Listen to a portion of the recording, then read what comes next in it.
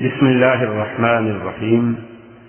منہج corporation Jeddah برائے production و ڈسٹریبیوشن آپ حضرات کی خدمت میں قصص الانبیاء کا مبارک سلسلہ پیش کرنے کی سعادت حاصل کر رہا ہے۔ اب آپ اس مبارک سلسلے کا 19واں حلقہ سماعت فرمائیں۔ اِنَّا رَادُّوهُ إِلَيْكَ وَجَاعِلُوهُ مِنَ الْمُرْسَلِينَ، وہ تو رسول ہے، تو اس لیے مفسرین نے لکھا ہے کہ سے منہ پہ تھپڑ مارنا تو فرعون سمجھ گیا۔ اس نے کہا کہ فوراً جلاد بلاؤ، یہی بچھاؤ نیچے۔ وہ چمڑے کا جو ہے لطحہ بچھایا جاتا تھا۔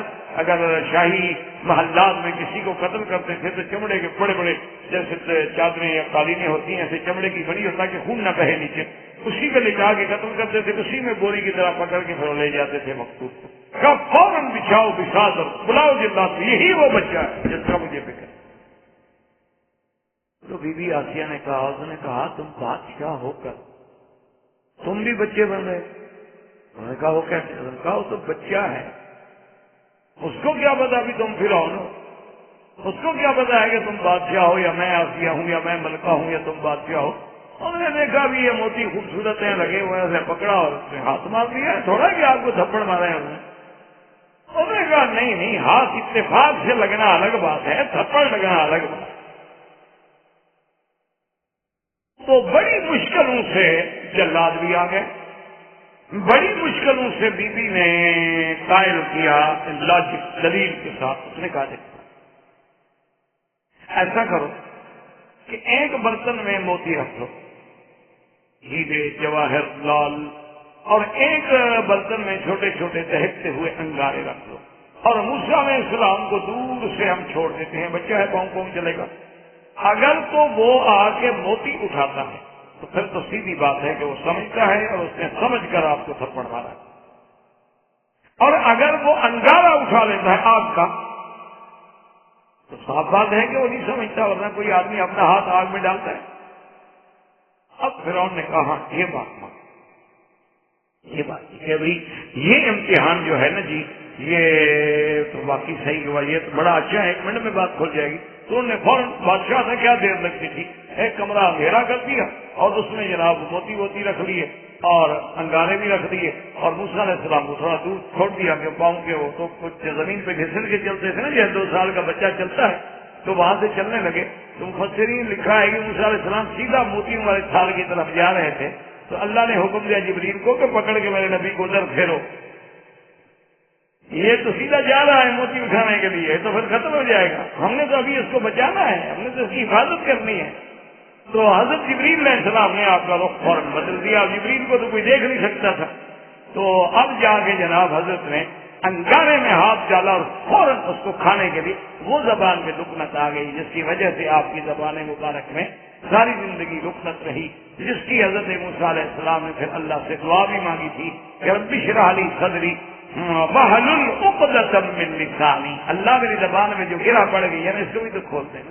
تو وہ اس وجہ سے گرا پڑی تھی کہ انگارہ پکڑ کے منہ میں ڈال، تو اللہ تبارک و تعالیٰ نے یہ ذریعہ بنا دیا کہ فرعون نے کہا اچھا ٹھیک ہے بھی، پھر یہ واقعی ٹھیک ہے، جب انگارے سے ایک بچہ اپنی زبان میں آپ انگارہ ڈال کے جلا لے تو اس کو یہ کیا پتا ہو سکتا ہے کہ میں فرعون تھا، اس نے کوئی مجھے جان بوجھ کے نہیں مارا۔ تو موسیٰ علیہ السلام کو اس نے اللہ نے بچانا تھا اور موسیٰ علیہ السلام جو تھے وہ بچ گئے۔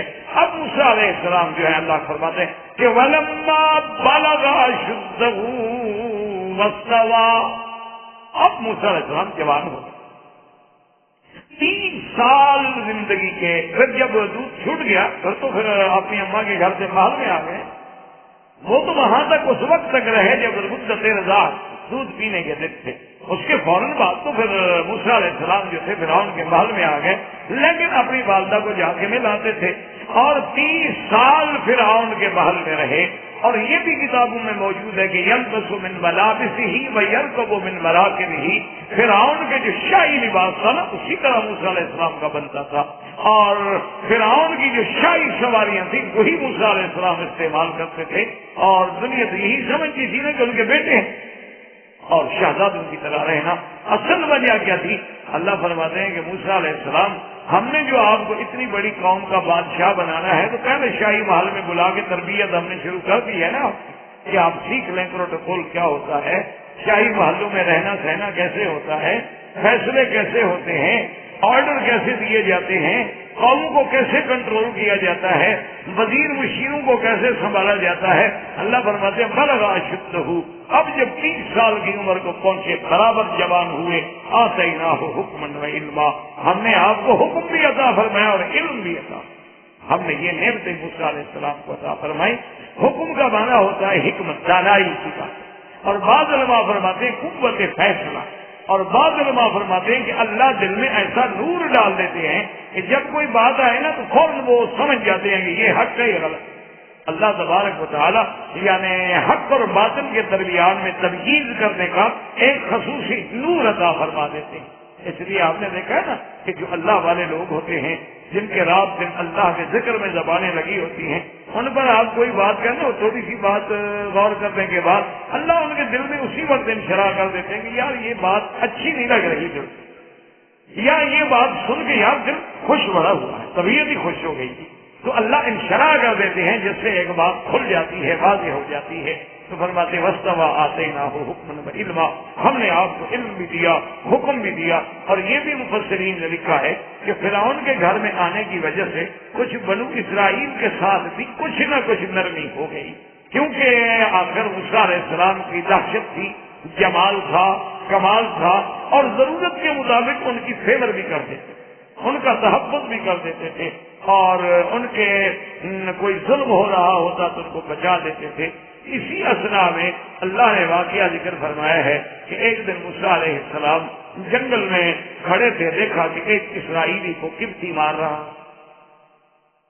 قبطی قوم فرعون کا بھی، اسرائیلی جو ہیں وہ بنو اسرائیل کے موسیٰ علیہ السلام کی قوم کا نہیں۔ اسرائیلی بڑا کمزور تھا اور قبطی بڑا طاقتور تھا، اور وہ ظلم کر رہا ہے، مار رہا ہے، تو اسرائیلی رو رہا ہے، چیخ رہا ہے۔ تو موسیٰ علیہ السلام آگے بڑھے، دیکھا اس کو روکا، وہ نہیں روکا، فَفَقَدَهُ مُوسَىٰ فَقَضَىٰ عَلَيْهِ، موسیٰ علیہ السلام نے وقت مانا ہے اسے ہاتھوں کو جمع کر کے گھونسا جسے آپ کہتے ہیں، تو موسیٰ علیہ السلام نے ایک گھونسا مارا، اور بعض علماء یہ کہتے ہیں کہ اتفاق سے وہ گھونسا ایسی جگہ پہ لگا کہ وہ مر گیا، اور بعض یہ کہتے ہیں کہ ایسی جگہ لگے نہ لگے، نبی کا گھونسا تھا اور کافر کو لگ رہا تھا، کافر نے تو مرنا ہی تھا۔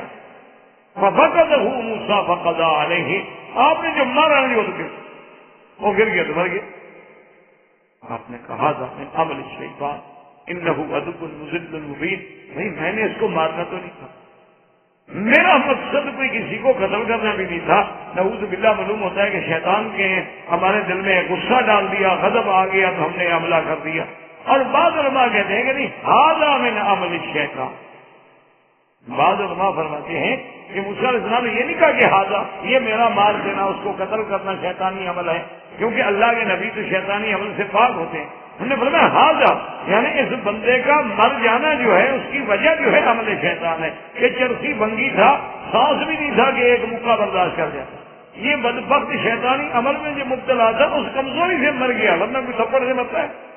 اس لیے آپ نے فرمایا کہ ھذا من عمل الشیطان انہ عدو مضل مبین۔ اور بعض علماء نے فرمایا کہ یہ جھگڑا جو ہے، یہ دو میں جھگڑا ہوا، لڑائی ہوئی، اگر ان میں جھگڑا نہ ہوتا نہ موسیٰ علیہ السلام آتے، نہ موسیٰ علیہ السلام مارتے، نہ وہ مرتا۔ اس سارے واقعے کی طرف اشارہ کر کے فرمایا موسیٰ علیہ السلام نے کہ ھذا من عمل الشیطان انہ عدو مضل مبین، واللہ تعالی اعلم وعلمہ ختم۔ برادران اسلام، واجب الاحترام بزرگوں، دوستوں، بھائیوں، عزیز نوجوانوں، دروس قصص الانبیاء علیہم الصلاۃ والسلام کے ضمن میں ہم سیدنا موسیٰ علیہ الصلاۃ والسلام کے قصہ مبارک کو درس سابق سے پڑھ رہے ہیں۔ جیسا کہ میں نے عرض کیا تھا کہ اللہ نے سیدنا موسیٰ علیہ السلام کو بہت بڑی عظمت، بہت بڑی شان سے نوازا ہے کہ آپ بھی اولو العزم من الرسل میں سے ہیں، اور شرف کلام جو ہے اللہ نے اپنے انبیاء میں سے بغیر کسی ملک کے واسطے کے سیدنا موسیٰ علیہ السلام کو بخشا. تو موسیٰ علیہ السلام اللہ تبارک و تعالیٰ کی حکمت سے فرعون کے گھر میں تقریباً 30 سال تک رہے. اللہ کو یہی منظور تھا کہ آپ کی تربیت جو ہے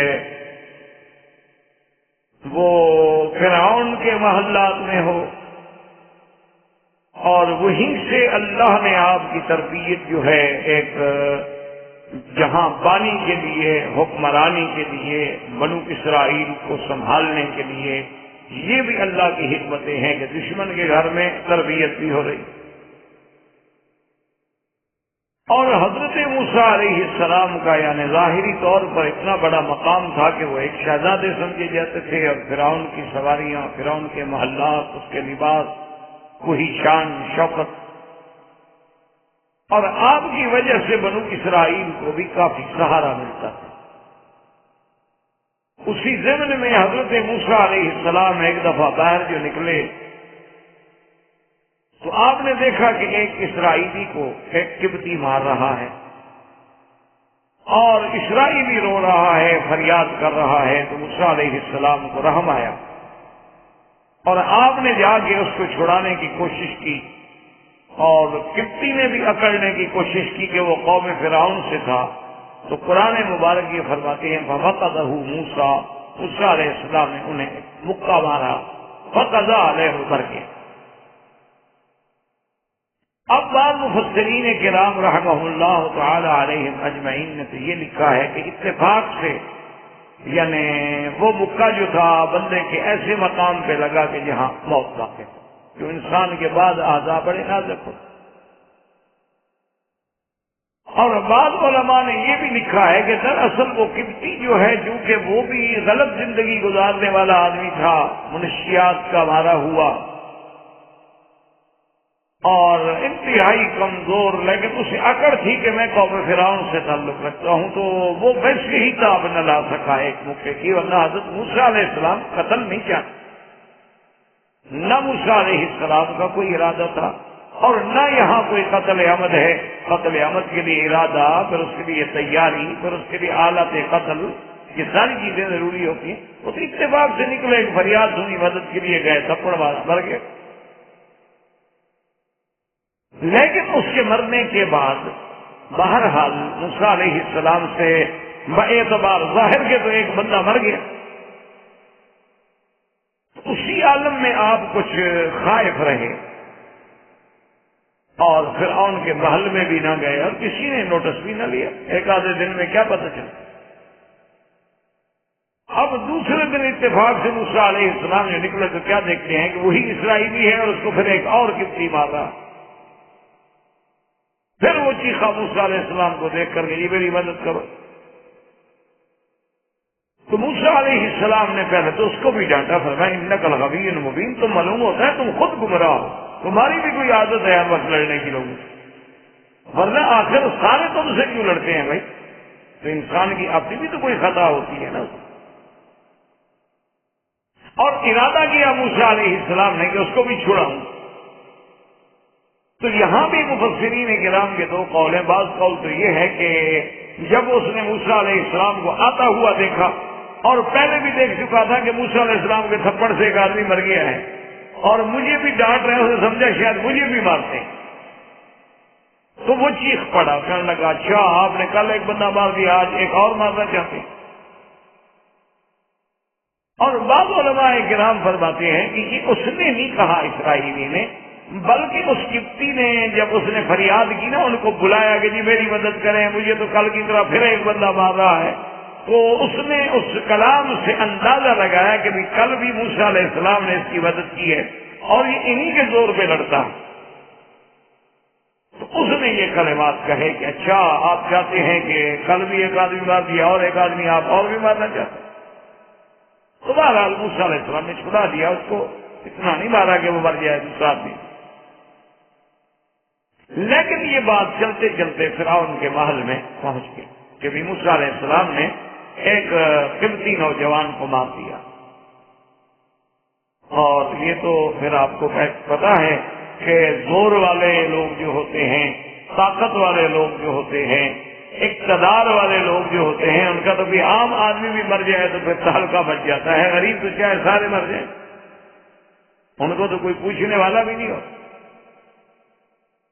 یہ بعین ہی قرآن کے واقعات کو ذرا آپ اس کو غور سے پڑھیں نا جی. آپ کے سامنے منظر ہے کہ آج اگر کسی بڑی طاقت کا، کسی جدید قوت و طاقت کے ملک میں کتا بھی مر جائے تو اس کا انتقام لیا جاتا ہے، ان کے 4 آدمی بھی مر جائے تو ملکوں کو تباہ کر دیا جاتا ہے. لیکن مسلمان کے خون سے ہولی بھی کھیلی جائے تو کسی کو رحم بھی نہیں آتا. بالکل بھی نہیں، اللہ نے ایسے نہیں واقعات بیان کیے. اب موسیٰ علیہ السلام کو اتفاق ایسا ہوا کہ جب دربار فرعون میں مشورہ ہوا کہ بھئی یہ عجیب بات ہے کہ موسیٰ علیہ السلام اب ہم نے پالا، ہم نے اپنے گھروں میں رکھا، اب وہ اتنا جری ہو گئے کہ ہماری قوم کے بندے کو بھی مار ڈالیں. تو فرعون نے حکم جاری کیا کہ فوراً پکڑا جائے موسیٰ علیہ السلام کو اور ہم قتل کا حصہ. تو اس دربار میں، اس کابینہ میں ایک آدھا آدمی ایسا بھی موجود تھا جس کو سیدنا موسیٰ علیہ السلام کے ساتھ ہمدردی تھی اور دلی ہمدردی. تو اللہ تبارک و تعالیٰ اپنے بندوں کی امداد کے لیے ہر ماحول میں کوئی نہ کوئی سبب تو پھر پیدا فرما دیتے ہیں. تو اس نے موسیٰ علیہ السلام کو تلاش کیا اور اسی کے بارے میں قرآن پاک یہ کہتا ہے کہ انہوں نے آ کے کہا قال یا موسیٰ ان الملأ یأتمرون بک لیقتلوک فاخرج انی لک من الناصحین. وہاں کے ملا موسیٰ نے کہا کہ وہ کیبنٹ میں ملا کہتے ہیں سردار، بڑے لوگ. محاورات عرب میں کہتے ہیں ملا الذی یملؤون اعین الناس من رعبہم، کہ لوگوں کی آنکھیں ان کو دیکھنے سے بھر جاتی ہیں کہ وہ بڑا آدمی آ گیا. اور بعض علماء نے فرمایا کہ ان کو ملا اس لیے کہتے ہیں کہ مجالس کو وہ بھرے ہوئے ہوتے ہیں. ایک آدمی کے لیے بھی ایک پوری مجلس چاہیے، ایک پورا بیٹھنے کے لیے سسٹم، نظام چاہیے. اس لیے ان کو ملا مراد ہوتا ہے سردار.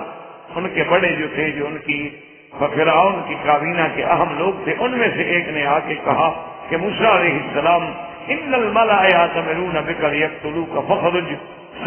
وہاں بحث ہو رہی ہے اور مشورے ہو رہے ہیں تمہارے قتل کرنے کے. میں تمہیں یہی ہدایت کرتا ہوں، میں تمہارا خیر خواہ ہوں کہ تم اس ملک کو چھوڑ کے نکل. کہ اگر تم حدود مصر سے چلے گئے پھر فرعون تمہارا کچھ نہیں بگاڑ سکتا، اور اگر تم یہاں رہو گے تو لازمی بات ہے آج نہیں کل کب تک چھپو گے. اس نے جب نصیحت کر دی تو حضرت موسیٰ علیہ السلام فخرج منہا خائفا یترقب. اب موسیٰ علیہ السلام نکلے مصر سے اور دل میں خوف ہے، ڈر ہے، کیا ہوگا، کیسے ہوگا. ادھر دیکھتے ہیں، ادھر دیکھتے ہیں، پھر چل پڑتے ہیں اور پھر یہ بھی پتا نہیں کہ کہاں جاؤں. یعنی کوئی منزل بھی نہیں کہ ابھی تو بچپن تھا اور فرعون کے گھر میں آ گئے اور شاہی انداز میں زندگی گزاری. اب پہلی دفعہ ایک قتل کا الزام لگ گیا اور اس کے علاوہ کوئی جگہ جانتے نہیں، تو آپ جائیں تو کہاں جائیں. اس کے بعد انہوں نے اللہ سے دعا کی کہ یا اللہ سب سے پہلے رب نجنی من القوم الظالمین. کیونکہ موسیٰ علیہ السلام جانتے تھے کہ فرعون کا کیا عقیدہ ہے، فرعون کا کیا عمل ہے. کہ وہ فرعون ذی الاوتاد، وہ تو اپنے ظلم میں مشہور تھا.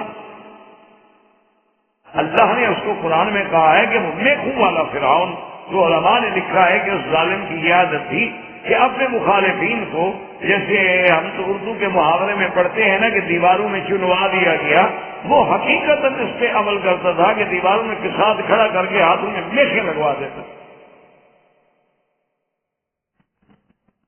تو موسیٰ علیہ السلام جانتے تھے کہ یہ تو بہت بڑا ظالم ہے، اس لیے انہوں نے دعا کی کہ یا اللہ مجھے ان ظالموں سے پناہ عطا فرما اور میرا تو راستہ ہی نہیں۔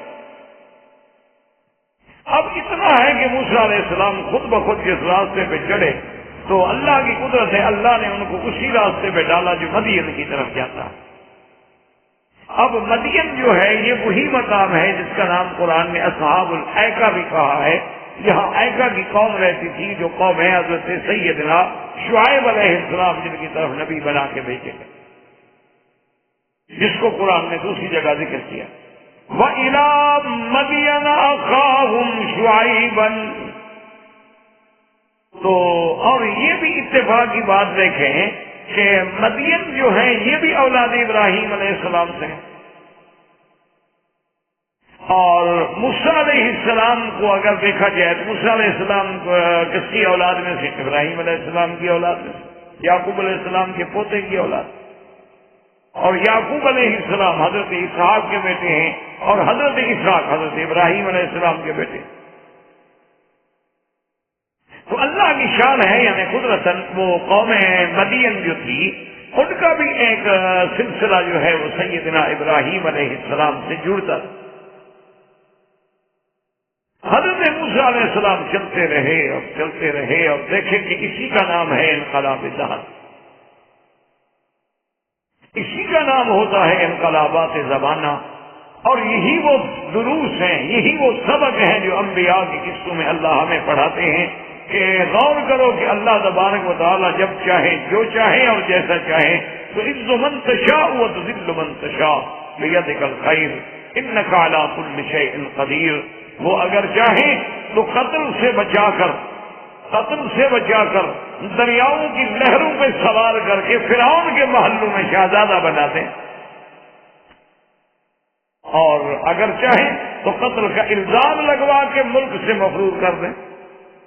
زندگی دیکھیں کیسے کس موڑ پہ آ گئے کہ یا آپ یعنی خود قتل ہونے والے تھے، ہر بچے کو قتل کر دیا جاتا، لیکن موسیٰ علیہ السلام کی حفاظت کی کہ صندوق کو لہریں لے گئے، اور وہ جناب اتنی سمجھدار دریا کی لہریں ہیں کہ وہ کسی اور طرف بھی نہیں لے گئی، سیدھا فرعون کے گھر میں گیا، اللہ کا حکم جو ادھر ہے۔ اور پھر بڑی شاہانہ زندگی اور 30 سال متواتر، اور آج اسی موسیٰ علیہ السلام پہ قتل کا الزام ہے، اور موسیٰ علیہ السلام ایک مفرور کی حیثیت اس ملک کو چھوڑ کے پیدل چل رہے ہیں، اور مفسرین کرام نے لکھا ہے، کیونکہ قرآن پاک تو ایسے واقعات کی تفصیل بیان نہیں فرماتے کہ کوئی کھانے کو نہیں، کوئی پینے کو نہیں، جو راستے میں پانی مل گیا، جو جنگل کا پھل مل گیا، درخت کے پتے مل گئے، کھاتے ہوئے اسی پہ چلتے۔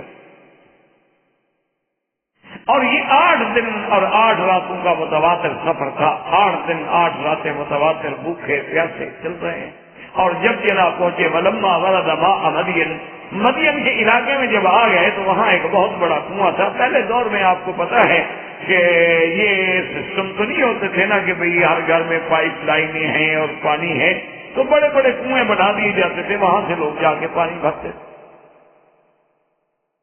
تو مدین کے علاقے میں اس کنویں پہ جب پہنچے موسیٰ علیہ السلام تو بڑے بڑے کنویں ہوتے تھے اور بڑے بڑے ڈول ہوتے تھے، عام آدمی کی طاقت بھی نہیں ہوتی تھی اس ڈول کو نکالنے۔ حضرت آپ نے شاید ممکن ہے دیکھا ہو یا نہ دیکھا ہو، آج سے 20-25 سال پہلے مدینہ منورہ میں بھی جو باغات ہیں ان میں جو کنویں ہیں وہ بھی بہت گہرے ہوتے تھے اور بہت بڑے بڑے ڈول ہوتے تھے، اور ان کو نکالنے کے لیے اونٹ جو تھے تو اونٹ ایسے چلتے تھے، رستے کو کھینچتے وہ دور تک چل جاتے تھے، ڈول باہر آ گیا۔ تو حضرت موسیٰ علیہ السلام نے آگے دیکھا کہ بھی اس پہ بڑا لوگ ہیں، بڑا رش ہے، اور سب اپنے اپنے بکریوں کو، اپنے اپنے جانوروں کو پانی پلا رہے ہیں، لیکن ایک کونے میں 2 لڑکیاں کھڑی ہیں اور وہ اپنی بکریوں کو بڑی زبردستی روک رہی ہیں، ہانک رہی ہیں اور پانی کی طرف نہیں جانے دیتی، اور بکریاں دوڑتی ہیں پانی پینے کے لیے، پیاسی ہیں۔ تو موسیٰ علیہ السلام قریب آئے اور آ کے حیران ہوئے کہ کیا بات ہے آپ، کہ بھئی میں تو فرعون کے ظلم و تشدد پہ دیکھ کے آ رہا ہوں، وہاں سے نکلا، اب یہاں بھی تو یہ ہے کہ زور آور جو ہے وہ تو سب کچھ کر رہے ہیں، جو کمزور ہے ایک طرف کھڑی۔ خطبكما قالتا لا نسقي حتى يصدر الرعاء وأبونا شيخ كبير. موسیٰ علیہ السلام نے کہا کیا بات ہے، تم کیوں نہیں پلاتی ہو پانی؟ انہوں نے کہا تم نوارد ہو، مسافر ہو، ہم پانی نہیں پلا سکتی. یہ لوگ جو پانی بھر رہے ہیں تو ان کا حق ہے، وہ پانی ڈول نکال رہے ہیں اپنی بکریوں کے لیے، ہمارے لیے تو نہیں نکال رہے. جب یہ سارے پانی پلا کے چلے جائیں گے تو جو نیچے پانی بچ جائے گا کھالے میں وہ ہم اپنی بکریوں کو پلائیں گے، کیونکہ ہماری طاقت تو ہے نہیں کہ ہم تک ڈول نکالیں. اور یہیں سے یہ بھی بتلا دیا کہ ہمارے باپ جو ہیں بہت بوڑھے ہیں، وہ ہماری مدد نہیں کر سکتے. اور علماء نے لکھا کہ باپ کا نام اس لیے لیا کہ بھائی کوئی تھا نہیں، اگر بھائی ہوتا تو پھر بھی کہتے کہ یا بھائی چھوٹے ہیں یا بھائی ہمارے ساتھ نہیں ہیں. وَأَبُونَا شَيْخٌ كَبِيرٌ، ہمارے ابا جو ہیں بہت بوڑھے ہیں، بزرگ ہیں، بڑے ہیں. اب ان کا کام تو یہ نہیں ہے کہ وہ بکریاں چرائیں اور ہم بچیاں ہیں، ہم کیا کر سکتی ہیں. تو موسیٰ علیہ السلام کو غصہ ہے، ان کا عجیب بات. اتنے میں وہ لوگ جو تھے انہوں نے بھی اپنے اپنے جانوروں کو پلا دیا. تو موسیٰ علیہ السلام آگے بڑھے اور وہ کیا کرتے تھے اللہ کے بندے کہ جب پانی اپنے مال کو پلا لیتے تو بڑا پتھر تھا اس کو کنویں کے اوپر رکھ دیتے کہ کوئی اور آدمی ڈول نہ نکال سکے. تو موسیٰ علیہ السلام نے اس پتھر کو ہٹایا ایک طرف اور اس کے بعد جناب وہ ڈول نکالے قافلہ کا.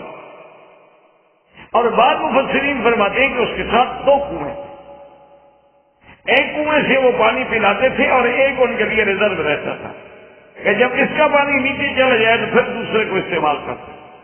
موسیٰ علیہ السلام نے اس کا پتھر ہٹا دیا اور جلدی سے ڈول نکالے اور ان کو کہا کہ پانی پلاؤ، اور پانی پلا کہا کہ ٹھیک ہے اب کیا کیوں عورتیں کیوں کھڑی رہے.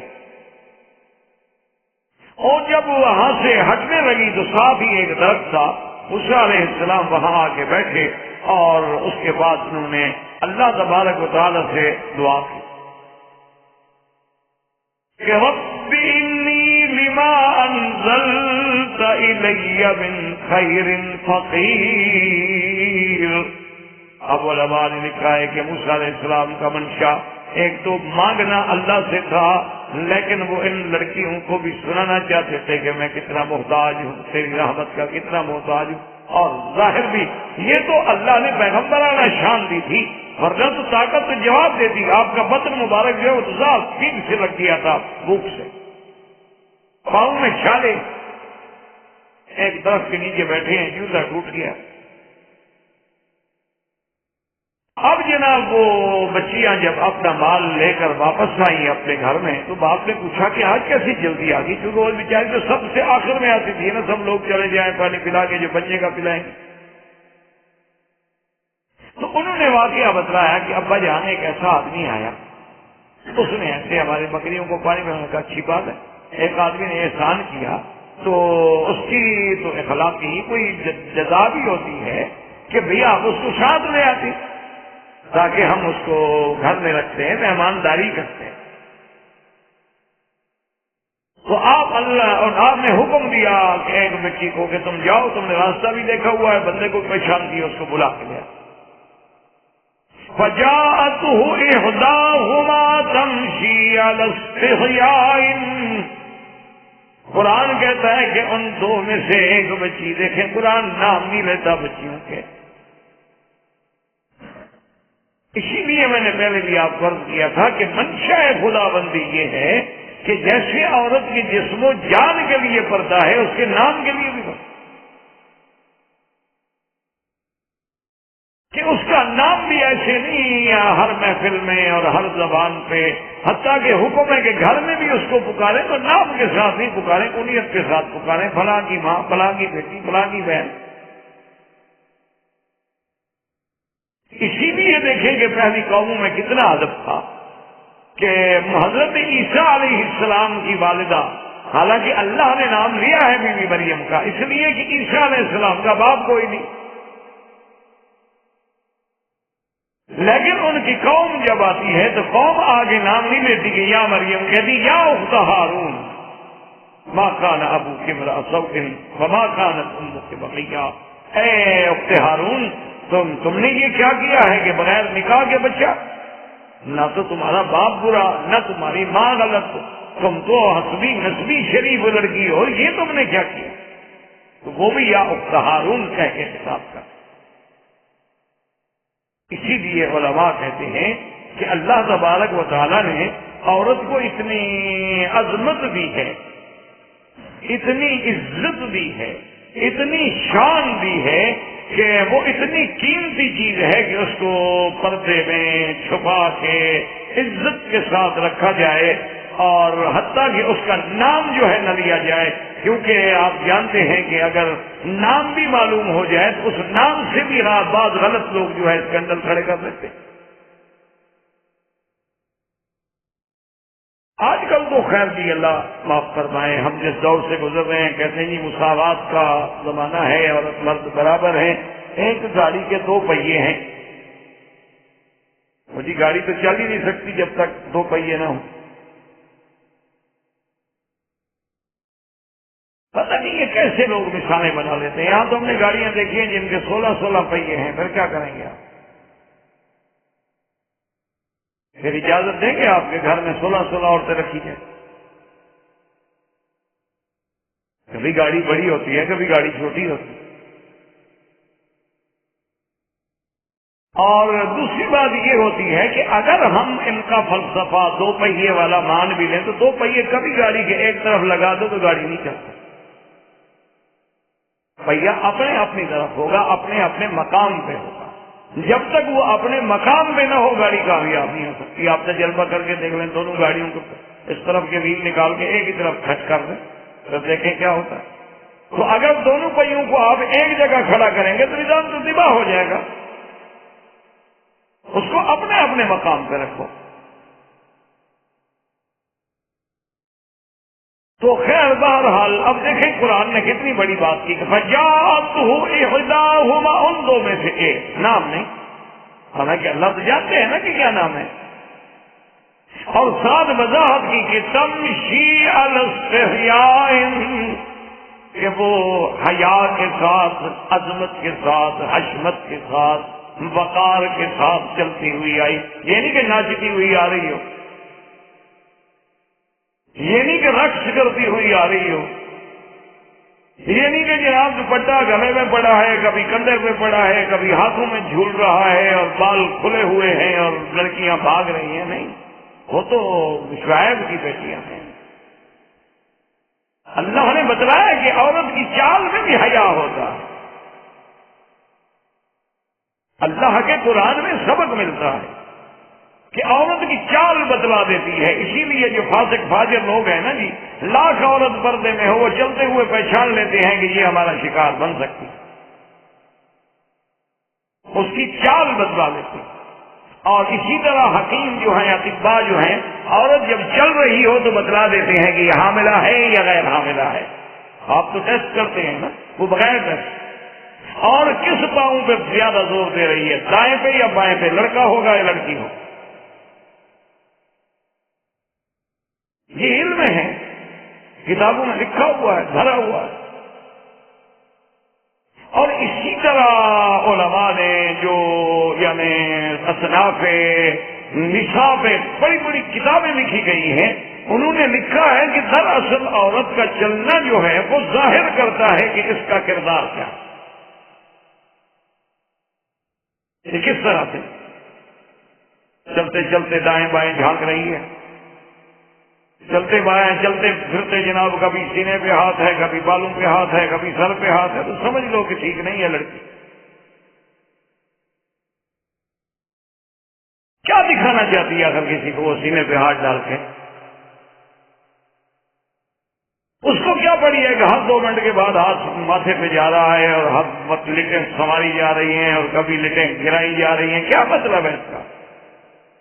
یہ تو فحشا لوگوں کا کردار ہوتا ہے. شرفاء کا یہ کردار نہیں ہوتا. تمشی علی استحیاء، حیا کے ساتھ. ورنہ قرآن کہہ دیتا کہ جا دے داؤں میں ایک آ گئی بس. آخر قرآن پاک کا تو مفہوم اتنے میں بھی ادا ہوتا ہے نا، فجاءتہ احداہما، ان دو میں سے ایک لڑکی آ گئی، لیکن اتنی لمبی بات کہ تمشی علی استحیاء، کہ آئی کیسے آئی؟ حیا کے ساتھ چلتی، یہ پڑھانے کی کیا ضرورت تھی اللہ کو؟ اسی نے ہمیں سبق دیا گیا۔ اس لیے آپ دیکھیں کہ شریف عورت کی تو نظر اٹھتی نہیں، اس کی نظر ہمیشہ قدم پہ ہوتی ہے، نظر بر قدم، اور خلوت در انجمن، یہ اللہ والوں کی پہچان ہوتی ہے کہ چلیں گے تو قدم پہ نظر ہوگی، اور 20 آدمیوں میں بیٹھے ہوں گے تو محسوس ایسے ہوگا کہ وہ اکیلے بیٹھے ہیں، ان کا اپنا دل اللہ کے ساتھ جڑا ہوا ہے، وہ معلوم ہی نہیں ہوگا کہ کسی کے معاملے میں دخل دے رہے ہیں، بیٹھنا پڑ گیا ہے تو بیٹھے ہیں بس۔ اور آنے کے فوراً بعد اس نے کہا کہ قالت ان ابی یدعوک لیجزیک اجر ما سقیت لنا، اس نے کہا کہ اے مسافر، لوالد وہ تو نہیں جانتی کہ موسیٰ علیہ السلام، ان ابی یدعوک، ہمارے ابا نے آپ کو بلایا ہے۔ اس لیے علماء کہتے ہیں کہ شریف عورت کا کام یہ ہوتا ہے کہ بات واضح کر کے کھلی بات کرے، یہ نہیں کہ گول مول بات کرے، جی آپ ہمارے گھر میں نہیں آتے، اور جی کبھی آپ آئیں تو صحیح نا، وہ کمال ہے آپ کو کبھی ٹائم ہی نہیں ملتا، بھائی کیوں آئے ہیں آپ، کیوں بلا رہی ہیں آپ، کہیں کیا وجہ ہے، کھول کے بات کریں۔ اس لیے باحیا عورت کبھی کنایے سے اور خفیہ باتیں نہیں کرتی، گول مول باتیں نہیں کرتی کہ جس کی طرف ہر آدمی کی نظر چلی جائے، کہ ہر بندہ اپنی نیت کے مطابق اس کے کلام کو پھر تعبیر کرتا ہے، کھلی بات کی کہ ان ابی یدعوک، میرے باپ نے تمہیں بلایا، میں نے نہیں بلایا تمہیں، میں نے اگر بلانا ہوتا تو اس وقت کہہ دیتی چلو، لیکن شریف لڑکی باپ کی اجازت کے بغیر کیسے کسی اجنبی کو لے کے گھر چلی جائے؟ سوال ہی پیدا نہیں ہوتا۔ اب اگر باپ نے بھیجا تو کھلی بات، ان ابی یدعوک لیجزیک، اور ساتھ وضاحت کر دی یجزیک اجر ما سقیت لنا، تاکہ موسیٰ علیہ السلام پہلے معلوم ہو رہا ہے کہ گھبرائے ہوئے ہیں، پھر بھی نہ ڈر جائیں کہ پتہ نہیں اب ان کے باپ نے کیوں بلا دیا، تو یہ بھی بتلا دیا کہ وہ آپ کو بدلہ دینا چاہتے ہیں جو آپ نے ہم پر احسان کیا، جو آپ نے ہم پر مہربانی کی ہے، ہمارے جانوروں کو پانی پلایا ہے، ہمارا ابا آپ کو بدلہ دینا چاہتے ہیں، کھلی بات۔ اسی لیے اللہ نے قرآن پاک میں دوسری جگہ پر آپ نے پڑھا ہوگا یا سنا ہوگا کہ اللہ قرآن میں کہتے ہیں فَلَا تَخْضَعْنَ بِالْقَوْلِ، کہ عورت کو چاہیے کہ کبھی نرم لہجے سے بات نہ کرے کسی اجنبی سے، کیونکہ اگر نرم لہجے سے بات کی تو دوسرے کے دل میں اگر کوئی کھوٹ ہے یا منافقت ہے یا گندگی ہے تو وہ اس نرمی کا فائدہ اٹھائے گا۔ اس لیے حکم ہے کہ عورت دو لفظی بات کرے، ضرورت کی بات کرے اور اس کے ضرورت کے مطابق جواب دے، اور جواب کے لہجے میں ایسا انداز ہو کہ دوسرا یہ توقع بھی نہ کر سکے، بلکہ اسے محسوس ہو کہ بھائی یہ بڑی درست مزاج عورت ہے، اس سے تو آئندہ بات بھی نہیں کرنی، ایسے وقت فون بھی نہیں کریں گے جب تک کہ صاحب خانہ گھر میں نہ ہو، خامخواہ اس کی باتیں سننی پڑیں گی۔ اور اگر جناب وہ بڑا آرام سے اور بڑا ترنم سے اور موسیقی کے سروں سے گنگنا رہی ہے تو آدمی کہتا ہے چلو یار اس ٹائم میں گھر میں کوئی نہیں ہوتا، کل پھر اس کی آواز سنیں گے، آواز میں تو بڑی رس ہے، دیکھتے ہیں بدنی اس میں بھی ہے کہ نہیں۔ یہ فتنے اسی طرح چلتے، ورنہ اللہ نہ کہتے فلا تخضعن بالقول فیطمع الذی فی قلبہ مرض، کہ اگر تم نے نرم بات کی تو جس کے دل میں کھوٹ ہے اس کے دل میں تمنا پیدا ہو جائے گا تم سے ملنے کا۔ اسی لیے اب دیکھیں کہ اس نے کھل کے بات ان ابی یدعوک لیجزیک اجر ما سقیت لنا، مسلسل نے کہا چلو۔ اب یہ بات یہاں تو قرآن پاک نے ذکر نہیں کی ہے، لیکن فہوائے کلام سے سمجھ آتی ہے کہ موسیٰ علیہ السلام نے جب وہ چلنے لگے تو فرمایا کہ ایسا ہے کہ بیٹی تو ایسا کرو کہ تم میرے پیچھے چلو، میں آگے چلوں، اور جہاں جہاں راستہ ہو مجھے بتا دو، یمین یسار دائیں بائیں آگے بستی آ جائے گی تو بات سمجھ آ جائے گی۔ تو اس میں علماء نے لکھا ہے کہ حکمت یہ تھی کہ موسیٰ علیہ السلام یہ نہیں چاہتے تھے کہ عورت میرے آگے ہو، ہوا چلتی ہے اس کا بال ظاہر ہو جائیں، کوئی دوپٹہ گر جائے، کوئی سفر ہے عورت چل رہی ہے، چلنے میں تو ہزار بات ہو سکتی ہے۔ اچھا کسی جگہ رستہ خراب ہے، عورت کو چھلانگ لگانی پڑتی ہے تو کپڑا اس نے ذرا پنڈلی سے اونچا کر لیا، تو اللہ کا نبی تو یہ باتیں نہیں کرتا۔ انہوں نے کہا کہ نہیں میں آگے چلوں گا۔ اور دوسرا اللہ کے نبی نے خود یہ سبق دیا کہ عورت قیادت کرنے کے لیے نہیں ہوتی کہ وہ آگے چلے اور تم پیچھے چلو۔ اللہ نے مرد کو عزت بخشی، امام مرد بن سکتا ہے عورت نہیں، مؤذن مرد بن سکتا ہے عورت نہیں، جنازہ پڑھانا ہو تو امامت مرد کر سکتا ہے عورت نہیں، اسی لیے اللہ کے نبی کی خلافت مرد کر سکتا ہے عورت نہیں، نبی مرد بن سکتا ہے عورت نہیں بن سکتی۔ تو اس لیے اللہ کے نبی نے تو تھوڑا سا راستے کی قیادت دینا بھی قبول نہیں کیا۔ یہ اسی دفعہ اتفاق سے میرے سفر میں اتفاق ہوتا ہے تو ایک جگہ تھے تو وہاں پر ایک اخبار سے تعلق رکھنے والی ایک لڑکی، کسی انگریزی اخبار سے اس کا تعلق تھا، اور اس کے علاوہ بھی وہ بڑا اچھی یعنی رائٹر ہے، اچھے آرٹیکل اخباروں میں اس کے بڑے معروف ہیں، بڑے لکھنے والی ہے بچی۔ تو وہ آئی تھی ہم سے انٹرویو کرنے کے، پتہ نہیں کہیں سے پڑھ لیا ہوگا باہر۔ تو اس نے سب سے پہلے، ابھی وہ انٹرویو شروع نہیں ہوا تھا، تو اس نے کہا کہ یہ آپ عرب میں رہتے ہیں ماشاءاللہ اور ایک دین کے عالم ہیں، اور ایک آپ ہولی پلیس پہ بیٹھ کے پڑھاتے ہیں، اب تو اللہ نے بڑی عزت دی ہے، یہ کیا وجہ ہے کہ آپ عورتوں کو وہ مرتبہ دینے کے لیے تیار نہیں ہیں جو اللہ نے مرد کو دیا ہے؟ حالانکہ دونوں آدم و حوا کی اولاد ہیں، دونوں کا ماں باپ ایک ہے، اور دونوں میں اللہ نے علم رکھا ہے، اللہ نے عقل رکھا ہے، فہم رکھی ہے، تو یہ ایسی بات کیوں ہے؟ میں نے اس سے پوچھا، میں نے کہا تم کسی مذہب کو مانتی ہو یا ویسے ہو؟ اس نے کہا کہ نہیں میں عیسائی ہوں، میں لا مذہب نہیں، میں عیسیٰ علیہ السلام کے مذہب پہ باقاعدہ گرجی جاتی۔ میں نے کہا بڑی اچھی بات۔ میں نے کہا اگر تم عیسائی ہو تو پھر تمہیں تو خوش ہونا چاہیے، ہم تو بی بی مریم کی بات، اس کی اماں کی بات کو مان رہے ہیں۔ کیا مطلب؟ میں نے کہا جب بی بی مریم پیدا ہوئی تھی تو ان کی والدہ نے ہی یہی کہا تھا اللہ سے، یا اللہ انی وضعتها انثى واللہ اعلم بما وضعت لیس الذکر کالانثى، لڑکی مرد کے برابر نہیں ہو سکتی۔ تو یہ تو آپ کی نانی کا فرمان ہے، بی بی مریم کی اماں کا فرمان ہے، اگر تم بی بی مریم کا انکار کر دو تو ہم تمہارے ساتھ مساوات کے لیے آ جاتے۔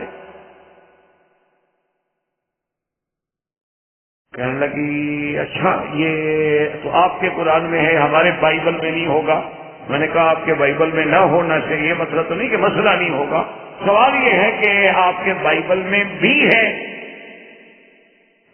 انہوں نے کہا جی نہیں، بائبل کا تو میں نے بڑا مطالعہ کیا ہے اور اس میں نہیں ہے۔ میں نے مولانا سے کہا، میں نے کہا آپ اظہار الحق منگوائیں، تو کتاب موجود تھی، مدرسے میں بیٹھے ہوئے تھے، اس سے میں نے بائبل کا حوالہ نکالا، جی بائبل بھی لے آئے، لکھا یہ بائبل ہے۔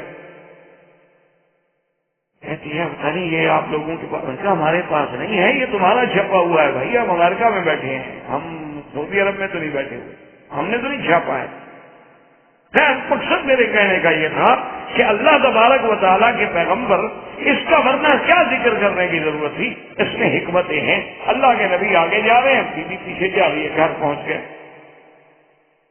اب جب گھر میں آئے ہیں، قرآن پاک یہ کہتا ہے کہ حضرت موسیٰ علیہ السلام جب پہنچے وقص علیہ القصص، اور آ کر آپ نے بزرگوں کی خدمت میں اپنا سارا واقعہ بیان کیا کہ میں ایسے فرعون کے گھر میں رہتا تھا اور یہ ہوا یہ ہوا یہ ہوا، بندہ مر گیا، میں خوف سے نکلا۔ انہوں نے فرمایا کہ لا تخف نجوت من القوم الظالمین۔ انہوں نے فرمایا موسیٰ علیہ السلام اب ڈرنے کی کوئی بات نہیں، آپ ان کے حدود سے نکل، اب وہ قوم ظالمین آپ کا کچھ نہیں ہوگا۔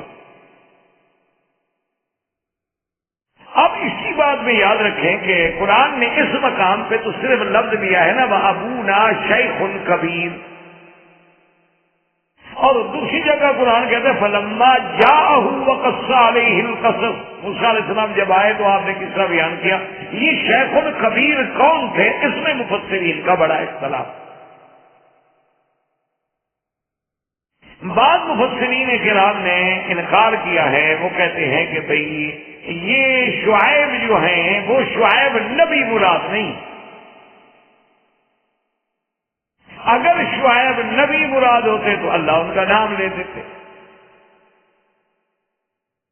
آخر ایک مقام پہ جہاں حضرت شعیب کا ذکر ہے تو باقاعدہ نام ہے وَإِلَىٰ مَدْيَنَ أَخَاهُمْ شُعَيْبًا، اور یہاں اللہ نے نام نہیں لیا۔ تو بعض مفسرین کہتے ہیں کہ یہ شخص اور آدمی تھا، اللہ والے تھے، مومن تھے، لیکن ان کا نام یسری یا یسرون تھا، شعیب نہیں۔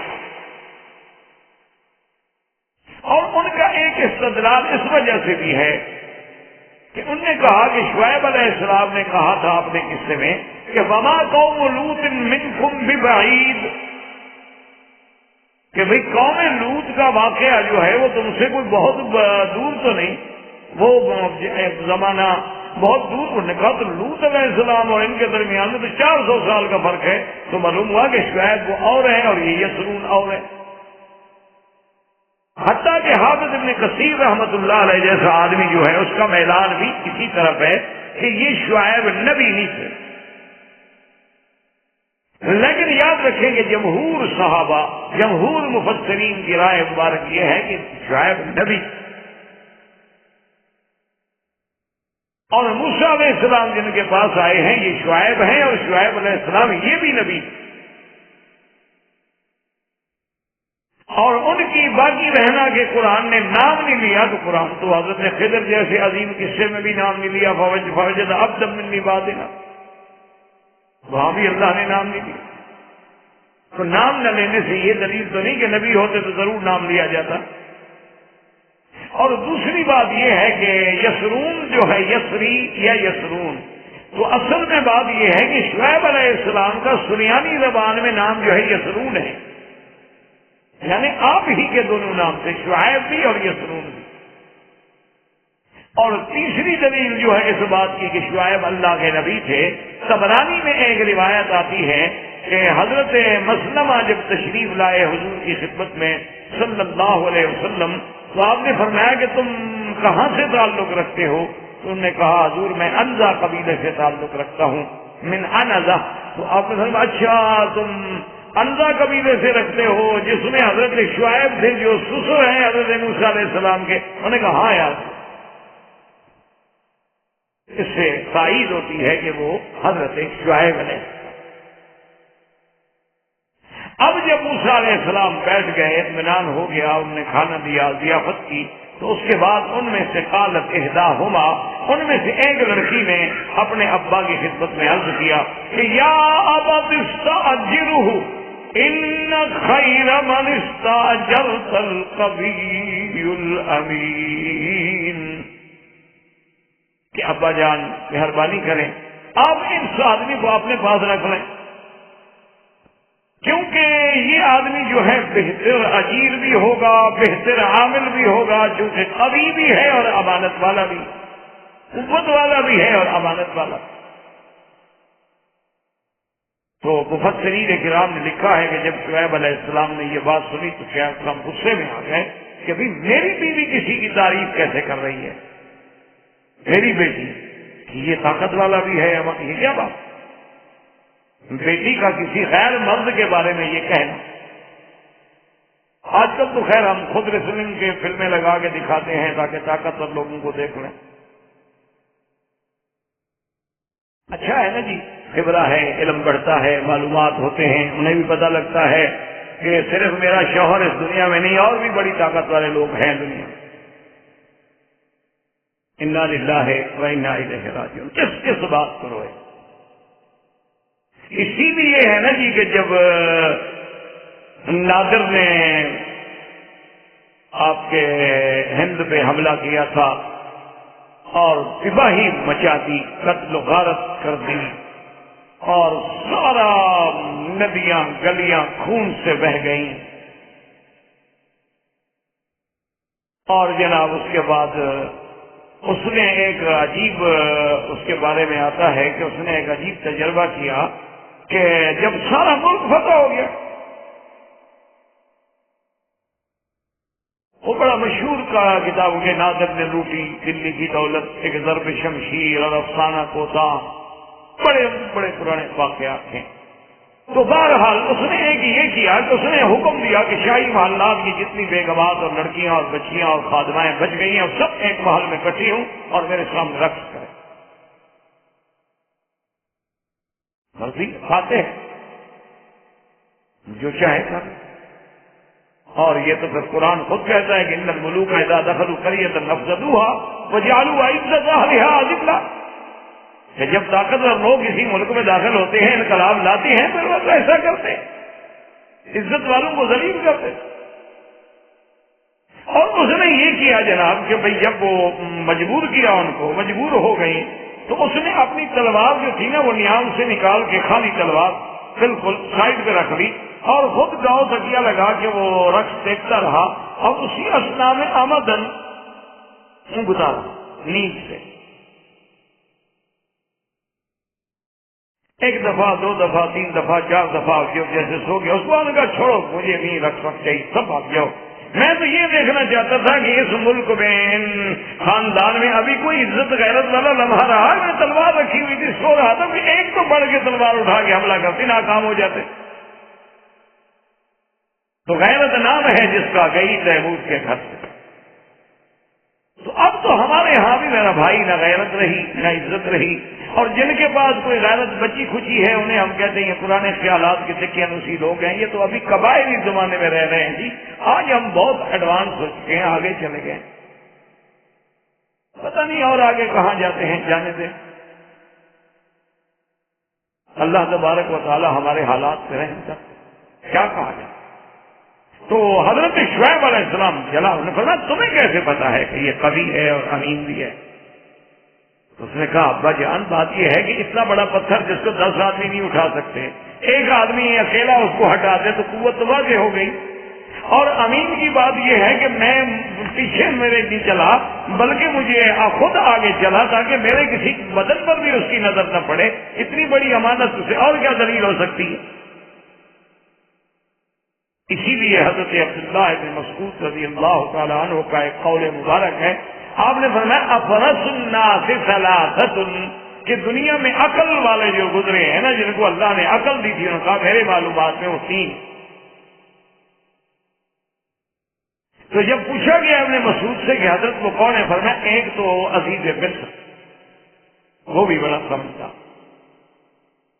کہ جب حضرت سیدنا یوسف علیہ السلام کو بازار سے خرید کر کے لایا، حالانکہ ورنہ تو غلام کو خرید کر کے لائے تو غلام سے کیا، تو اپنی بیوی سے کہا کہ اکرمی وصباہ، اس کو بڑے احترام سے رکھنا، اس کو عزت دینا، ہو سکتا ہے اس سے ہمیں نفع پہنچے. تو یہ اس کی فراست تھی کہ یوسف کو دیکھ کے پہچان.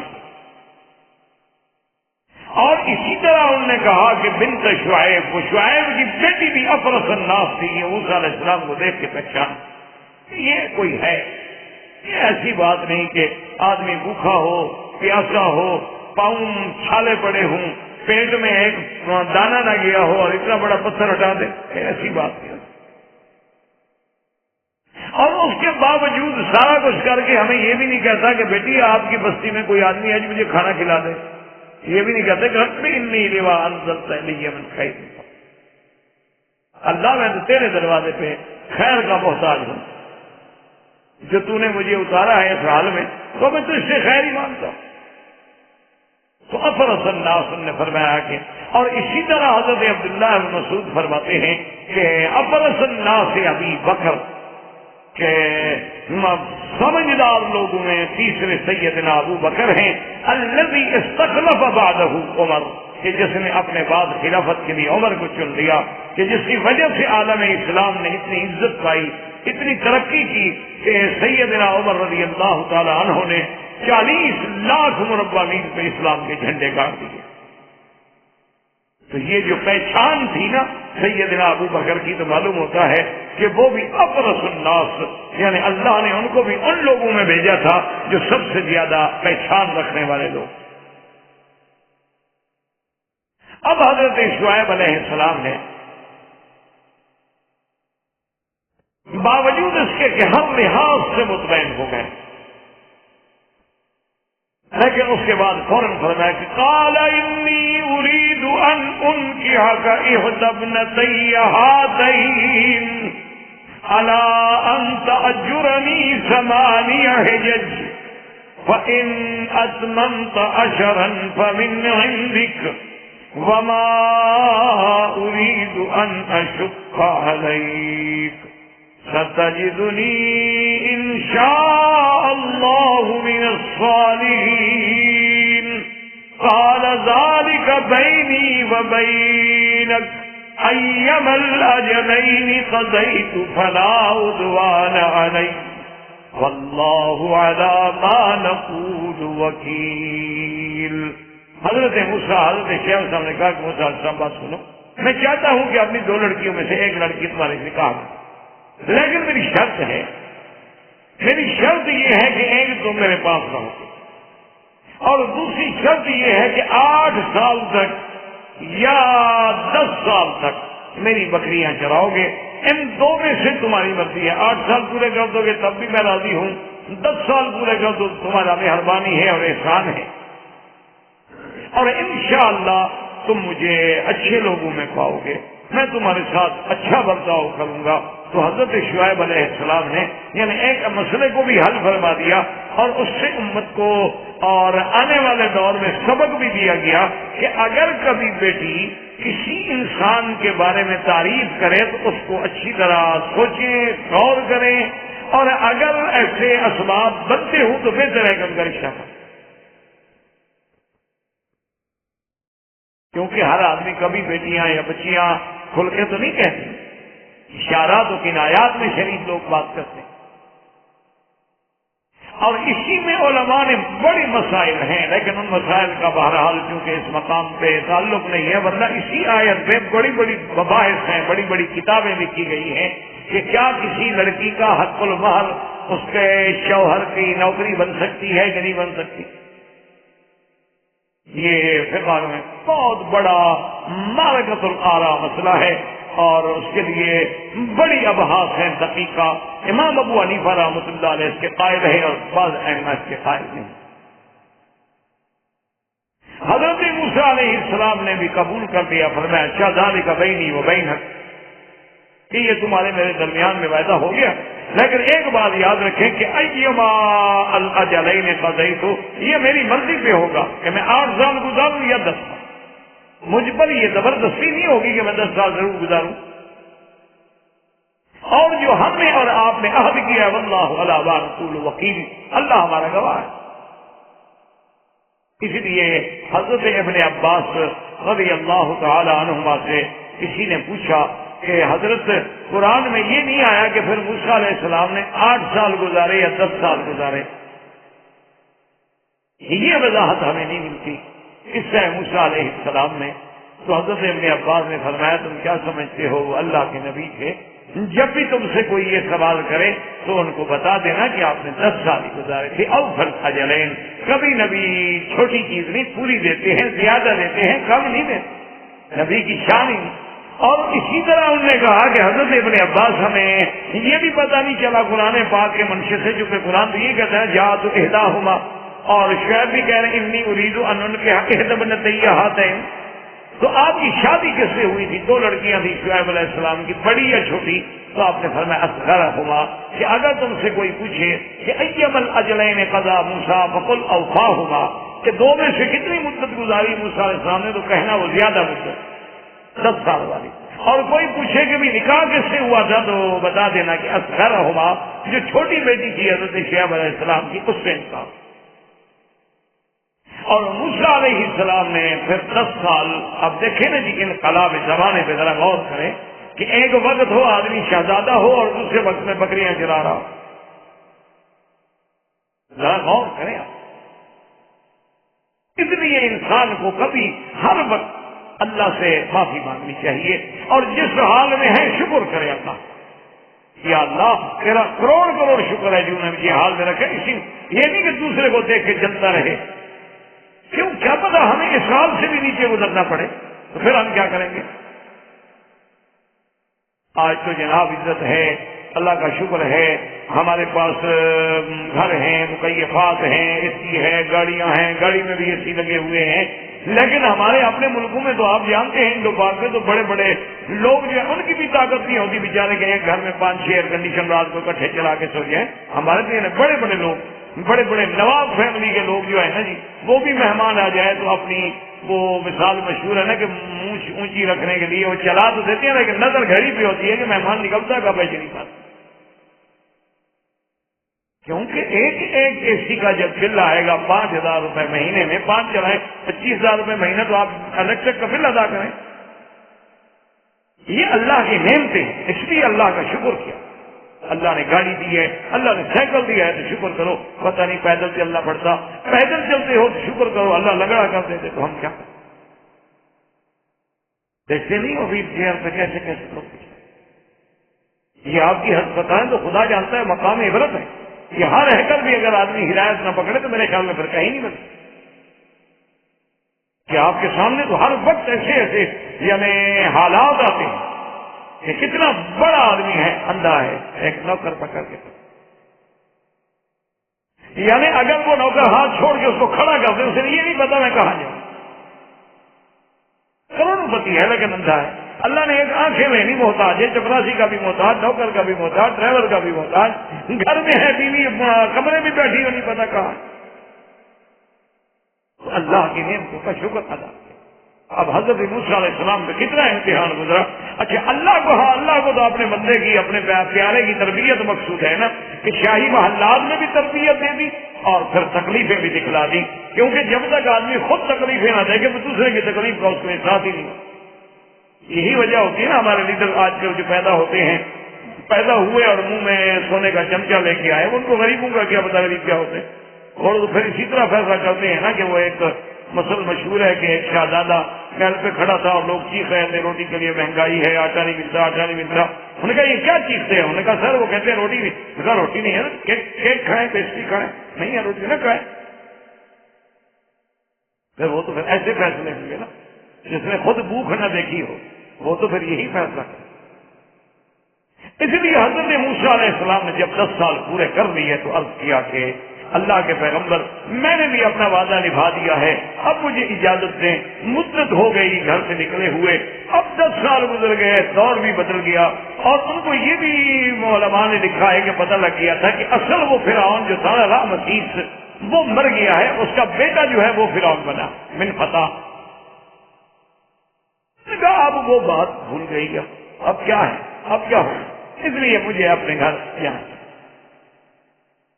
تو حضرت شعیب علیہ السلام نے فرض کہا بالکل آپ نے وعدہ پورا کر دیا ہے، یہ آپ کی بیوی ہے، جہاں جائے ہمیں کوئی اعتراض نہیں۔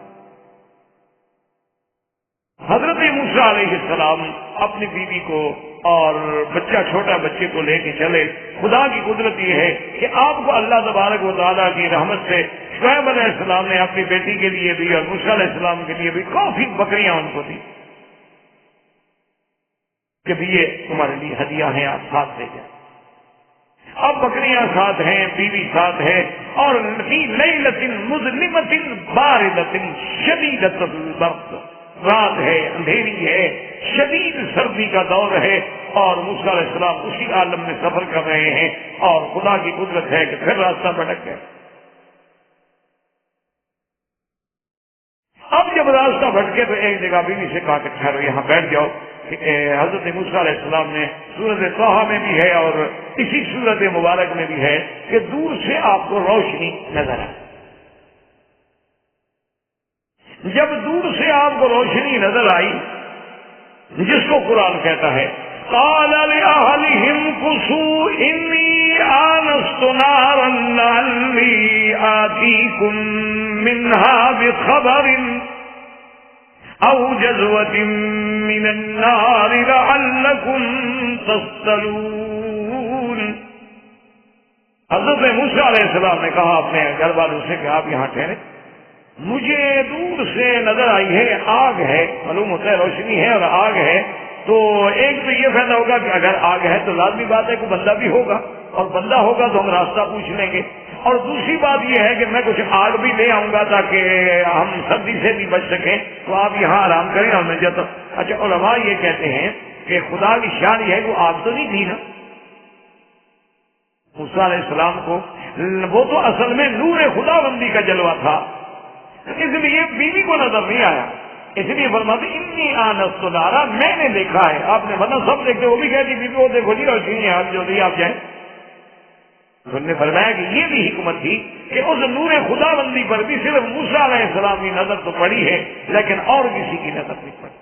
اور اسی طرح علماء نے لکھا ہے، یہاں موسیٰ علیہ السلام فرماتے ہیں لعلی آتیکم منہا بخبر او جذوۃ من النار، یا تو میں کو پتہ بھی کر کے لے آؤں گا، اور دوسری جگہ کہتے ہیں موسیٰ علیہ السلام کے یا ہدن اور قبس، تو فرمایا علماء نے کہ دیکھو وہ لفظ نکلے موسیٰ علیہ السلام کی زبان سے کہ وہ خبر بھی ملی، خیر بھی ملی، ہدایت بھی ملی، اور جو چیزیں آپ کی زبان سے نکلی تھی وہ ساری وہاں پہنچنے پہ اللہ نے ادا کر، تو موسیٰ علیہ السلام وہاں چلے، اور انشاءاللہ زندگی باقی تو بات باقی، وما علینا الا البلاغ۔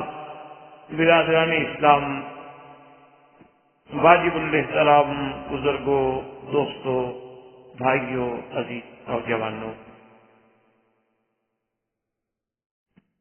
الحمدللہ اللہ تبارک و تعالی کی رحمت سے سلسلہ قصص الانبیاء علیہم الصلاۃ والسلام کے ضمن میں ہم سیدنا موسیٰ علیہ الصلاۃ والسلام کے قصہ مبارک کے مطالعے میں اور درس میں الحمدللہ مصروف تھے،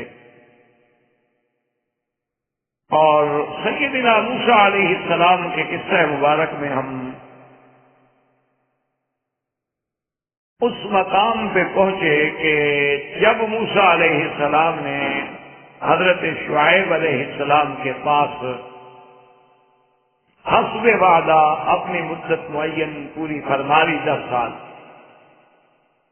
تو اب ان کی اجازت لے کر اپنی بیوی کے ساتھ آپ وہاں سے چلے کہ میں مصر جاؤں اور وہاں جا کے حالات دیکھیں۔ اب کیونکہ کافی مدت گزر چکی تھی، اب حالات میں لازمی بات ہے کہ تبدیلی آ گئی، اور ویسے بھی اپنے والدہ سے بچھڑے ہوئے زمانہ ہو گیا، گھر والوں سے پھر تو ملاقات ہی رہا۔ تو سیدنا موسیٰ علیہ السلام اپنی زوجہ کے ساتھ وہاں سے چل پڑے، چونکہ پیدل کا سفر تھا اور 8 دن اور 8 راتوں کا سفر تھا تقریباً مدین سے مصر،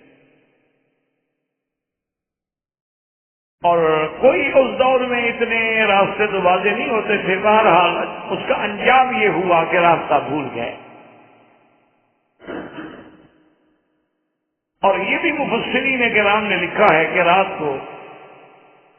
رات کی تاریکی، ظلمت اور سردی کی شدت، اور پھر اتفاق یہ ہے کہ بیوی جو ہیں وہ بھی حاملہ تھی، اور اتفاق سے ان کو بھی درد سے جو ہے ولادت کے درد جو ہیں وہ شروع ہو گئے،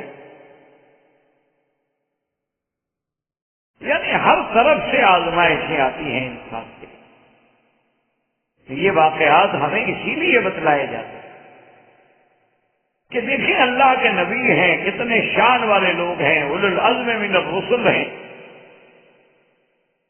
کتنا بڑا امتحان ہے کہ گھر سے بے گھر ہوئے، 10 سال تک بکریاں چرانی پڑی۔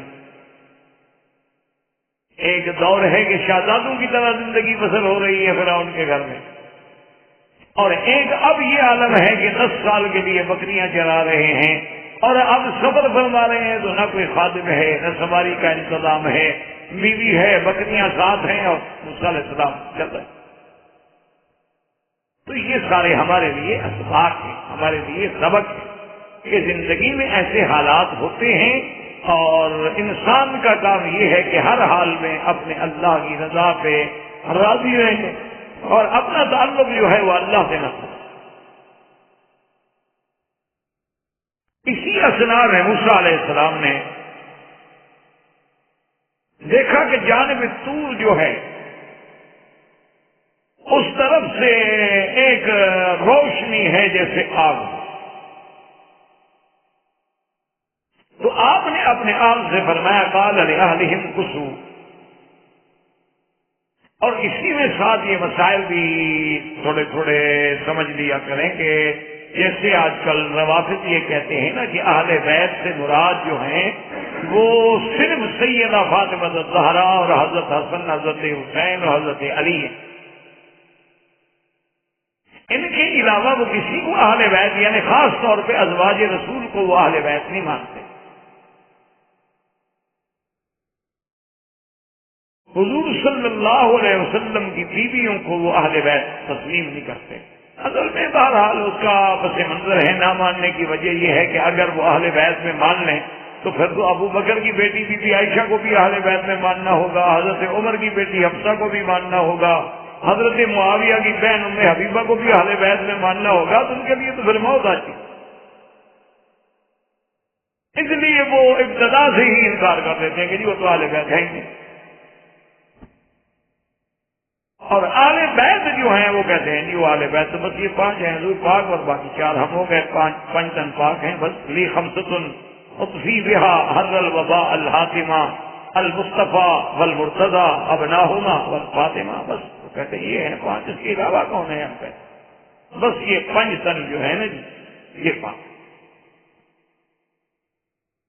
اور ہماری یہ بڑی بدقسمتی ہے کہ ہمارا ان کا یعنی روافض کا اور شیعہ کا ایک ملنگ یعنی مقصد ہے کہ کھوٹی کے نشے میں رہنے والا، بھیک مانگنے والا، گلیوں میں پھرنے والا، جسے کوئی مذہب کا پتہ نہیں، دین کا پتہ نہیں، نماز کا پتہ نہیں، عبادت کا پتہ نہیں، لیکن وہ جب بھیک مانگتا ہے تو اپنے مذہب کی تبلیغ کرتا ہے کہ جی مجھے 5 اور 12 کا صدقہ خیرات دو، 5 تن کا صدقہ خیرات دو. تو وہ اپنے مذہب کی تبلیغ کرتا ہے. اور اہل سنت والجماعت ماشاءاللہ پہلے تو اہل سنت ہوتے تھے حضور کی سنت سے، اب اہل سنت ہیں سن ہونے سے. جیسے بدن سن ہو جاتا ہے نا، ٹیکا لگاؤ چاقو لگاؤ پتہ نہیں لگتا. یہ انہوں نے آپریشن کرنا ہو نا سن کرتے ہیں، پہلے ہم سن ہو گئے اس لیے سننی ہے. کہ ہمارے اہل سنت والجماعت نے کبھی کہا ہے آپ سے کہ انہوں نے بھی چلتے پھرتے ابو بکر عمر عثمان علی کا نام لیا؟ سوال نہیں پیدا. ان کو تو یہ بھی پتہ نہیں کہ حضرت ابو بکر کا نام کیا ہے. یعنی ہمارے اچھے خاصے اہل سنت کو پتہ نہیں ہے کہ حضرت ابو بکر کا نام کیا ہے، اسلام سے پہلے کیا تھا، اسلام کے بعد کیا ہے، صدیق کیا ہے، لقب ہے، کنیت ہے. ابھی بکر اگر کنیت ہے تو کیوں کنیت ہے؟ اچھے خاصے اہل سنت کو بھی انہوں نے. اور ویسے اشتہار دیں گے لمبے چوڑے اہل سنت والجماعت اور سنتوں بھرے اجتماع. معلوم یہ ہوتا ہے کہ ساری سنتوں کا ٹھیکہ انہوں نے لیا ہوا. انا للہ و انا الیہ راجعون. آدمی اور کیا کہہ سکتا ہے؟ اللہ کے آگے فریاد کے علاوہ کیا کیا؟ ایک رونا ہے جب قومیں بے حس ہو جائیں تو ان کو کیا کیا جائے؟ اب ہماری تقریروں سے کیا جاگیں گے؟ یہ تو پھر ہماری قوم تو اس حال میں پہنچ گئی ہے نا کہ جیسے علامہ اقبال نے کہا تھا کہ خدا تجھے پھر کسی طوفان سے آشنا کر، کہ خدا تجھے پھر کسی طوفان سے آشنا کر دے کہ تیرے بحر کی موجوں میں اس طرح. میں تو روز پڑھتے ہیں نا لوگ کہ آج اسرائیلیوں نے اتنے فلسطینیوں کو مار دیا، آج ہندوؤں نے کشمیر میں اتنے مسلمانوں کو مار دیا. جہاں دکھ ہوتا ہے وہاں مجھے خوشی بھی ہوتی ہے کہ اچھی بات ہے. اسی طرح ہم جاگیں گے اور جس دن ہم جاگ گئے اسی دن کو پھر مٹ جائے. یہ ہمیں جگانے کے لیے مارا جا رہا ہے، یہ اللہ کا نظام ہے. جتنا مرضی آئے آپ ظلم کر لیں، جتنا مرضی آئے آپ خون بہا لیں، ظلم پھر ظلم ہے، بڑھتا ہے تو مٹ جاتا ہے، اور خون پھر خون ہے، بہتا ہے تو جم جاتا ہے. جاگے گا مسلمان. ساری دنیا سے یہود کٹھے ہو رہے ہیں، وجہ کیا ہے؟ یہودیوں نے مرنا ہے تو پھر ہم ڈھونڈتے تو نہ پھر ایک دن ان کو کہاں ماسکو میں کہاں ہیں، کہاں ہر جگہ سے اب آ رہے ہیں کہ ہمارا ملک کٹھے ہوں کہ آئے عالم مسالہ. یہ تو کوئی خوف والی بات نہیں ہے. مسلمان کو جگانے کے لیے وجہ کیا ہے کہ ہم سو گئے. اب یہ عرب ہے نا، یہ سوئے ہوئے ہیں شیر. لیکن ابھی یہ خواب غفلت میں ہے. لیکن جس دن یہ جاگ جاتا ہے نا تو پھر اس کی تاریخ ہے. پھر اس میں خالد بن الولید پیدا ہوتا، پھر اس میں محمد بن القاسم پیدا ہوتا، پھر اس میں مصعب بن عمیر پیدا ہوتا، پھر اس میں صلاح الدین ایوبی پیدا ہوتا، پھر اس میں بابر پیدا ہوتا ہے، اور غریب غریب گھرانوں کے لوگ پیدا ہو کے جناب نشاط اسلامیہ کا نشاط بدل ڈالتے ہیں اور مردہ اسلام کو پھر زندہ کرتے ہیں. یہ آپ دیکھیں گے انشاءاللہ ہر چیز میں اللہ کی حکمت ہے. تو بہرحال اچھا اسی طرح آپ دیکھیں کہ جب بھی کوئی شیعہ بھائی نام لے گا حضرت علی حضرت حسین کہے گا علیہ السلام. اچھا اس کا اثر اتنا ہو گیا کہ ہم سنی بھی کہتے ہیں علیہ السلام. حضرت ابو بکر کو کبھی آپ نے کہا علیہ السلام؟ انہوں نے کوئی قصور کیا ہے آپ کا؟ کسی سنی نے آج تک حضرت عمر علیہ السلام کہا؟ سنائیں کسی کی زبان سے آپ. حضرت عثمان علیہ السلام. اچھا کبھی آپ نے سنا ہے کسی اہل سنت والجماعت کی زبان سے اس نے کہا امام ابو بکر؟ شیعہ تو شیعہ ہر سنی بھی کہتا ہے امام حسین. اگر امام سے مراد مسجد کے امام تھے یا کسی ملک کے، ملک تو ان کو ملا نہیں، تو پھر امام کیسے بن گئے؟ ہاں امام کا کیا مطلب ہوتا؟ جس کو حکومت ملی ہو، امامی جائلو کا للناس امام. اگر مسجد کی امامت مراد ہے پھر تو ہر آدمی مسجد کا بھی امام ہے. 2-4 فٹ کی مسجد کا تو میں بھی کبھی امام بن جاتا ہوں. اگر امامت سے مراد خلافت ہے اور ان کے نزدیک تو امامت کا مرتبہ نبوت سے بھی آتا ہے. ان کے نزدیک مقام نبوت سے مقام امامت زیادہ ہے. وہ کہتی ہیں اللہ نے جیسے نبیوں سے حضور کی نبوت کا عہد لیا تھا، خود محمد مصطفیٰ نے حضرت علی کی امامت کا عہد دیا اللہ کو. وہ کہیں گے باقاعدہ حضرت علی علیہ السلام، امام حسین، امام حسن، امام جعفر صادق، امام زین العابدین. لیکن سنی کی زبان سے کبھی آپ نے زندگی میں نہیں سنا ہوگا امام ابو بکر، جو حقیقت امام تھے، جن کو خلافت بھی ملی، حضور کا مصلی بھی ملا، اور جو صحیح معنی میں خلیفہ بلا فاصل تھا، یعنی جس کو امام کہا جائے تو حق والا ہے امامت کا، اس کو نہیں کہا جاتا. وجہ کیا؟ خراب کرنا. اور یہ آج کل ایک بہت بڑی ٹیکنیک ہے کہ ایک غلط بات کو آپ اتنے دفعہ کہیں کہ آپ کو بھی یقین ہو جائے کہ میں جھوٹ نہیں سچ کہہ رہا. یہ جو ہے نا یہ بڑی تکلیف ہوتی ہے بڑی دور کی. ہم تو ابھی تک اسی بات پہ لگتے رہتے ہیں نا ماشاءاللہ کہ جناب نماز میں جو ہم نے کھڑا ہونا ہے تو درمیان میں فاصلہ کتنا ہو. ہم تو ابھی انہی مسئلوں میں پڑے ہوئے. ہم نے تو ابھی تک یہ جھگڑے ختم نہیں کیے کہ ہاتھ سینے پر ہو، ناف پر ہو یا نیچے ہو، اور جناب پاؤں کے ساتھ پاؤں کیسے ملا ہو، گٹے کے ساتھ ٹخنے کے ساتھ ٹخنا ہو اور کندھے کے ساتھ کندھا ہو. ہم کسی جگہ جو ملا لیں وہ بالکل ٹھیک ہے، اور جو نہ کریں وہ نعوذ باللہ حضور کی سنت کا مخالف ہے. انا للہ و انا الیہ راجعون. اور کیا کہ احباب کرام، اس کے بعد اب آپ اس مبارک سلسلے کی CD نمبر 20 سماعت فرمائیں.